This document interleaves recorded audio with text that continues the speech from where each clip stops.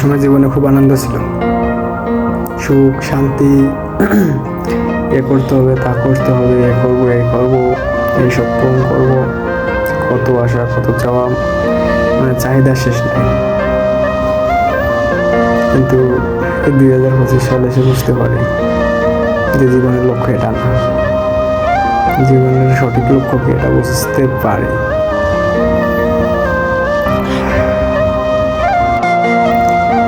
আর 2025 সালে যেহেতু চেষ্টা করেও জীবনে তেমন উন্নতি করতে পারি নাই,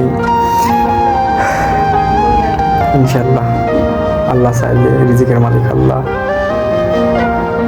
আল্লাহ যদি চাই 2026 সালে কিছু একটা করা, নিজেকে সেটেল করা অথবা নিজের ভবিষ্যৎটা কিছুটা হলেও পরিবর্তন করা, চেষ্টা করতে তো দোষ নাই, তাই না? বাকি সব কিছু আল্লাহর উপর।